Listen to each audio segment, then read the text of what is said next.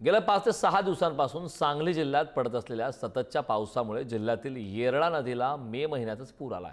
ही नदी दुथडी भरून वाहते। कडेगाव, खानापूर आणि तासगाव तालुक्यातून वाहणाऱ्या या येरळा नदीचे पात्र पाण्याने पूर्ण भरले। खानापूर तालुक्यातील वाझर येथील या येरळा नदीच्या पात्राचे हे विहंगम दृश्य आहेत। तर वाझर बंधारा तुडुंब भरून वाहू लागलाय। दुष्काळी भागातून वाहणारी येरळा नदी आहे। पहिल्यांदा मे महिन्यामध्ये या येरळा नदीला पूर आल्याचं पाहावयास मिळतं। हे दृश्य आपण पाहतो। येरळा नदी मात्र मे महिन्यामध्येच या येरळा नदीला पूर आला। संदर्भात ताजे अपडेट देण्यासाठी आपले प्रतिनिधी स्वप्नील पाटील आपल्या सोबत जोडले। स्वप्नील, आपण पाहतोय खरं तर मे महिना कडाक्याच्या उन्हाचा महिना असतो, मात्र या मे महिन्यातच पहिल्यांदाच येरळा नदी ही दुथडी भरून वाहते। या नदीला पूर आला। काय काय याबाबतची सविस्तर माहिती आहे? नक्कीच, कारण मे महिन्यातच येरळा नदी आता दुथडी भरून वाहत असल्याचं पाहावयास मिळतं। मे महिन्यामध्ये ही नदी पूर्णतः कोरडी पडलेली असते।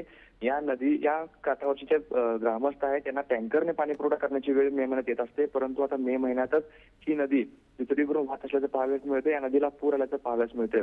गेल्या 5-6 दिवसापासून सांगलीमध्ये सातत्याने मुसळधार पाऊस कोसळतोय। काही भागामध्ये ढगफुटी सदृश्य पाऊस झालेला आहे, त्यामुळे ओढ्या नाल्यांना पूर आला होता आणि आता येरळा नदी देखील दुथडी भरून वाहत असल्याचं पाहावयास मिळतं। तसेच सांगलीतील कृष्णा नदी देखील आता 15 फुटावरती पोहोचलेली आहे। कृष्णेच्या पाणी पातळीत देखील वाढ होतीये। वारणा नदीच्या पाणी पातळीत देखील सातत्याने वाढ होतीये। जिल्ह्यातील अनेक बंधारे जे आहेत ती आता सध्या पाण्याखाली गेल्याचं पाहावयास मिळतं। काल रात्रीपासून पावसाने थोडी उसंत घेतली असली तरी गेले 5-6 दिवस जे सततचा पाऊस पडतोय त्यामुळे आता सांगलीतील अनेक ओढे नाले तुडुंब भरून वाहत आहेत। तसेच आता येरळा नदीसोबत कृष्णा नदी देखील दुथडी भरून वाहत असल्याचं पाहावयास मिळतं। करण, अगदी स्वप्नील, खूप खूप धन्यवाद या महत्त्वपूर्ण अशा माहितीसाठी।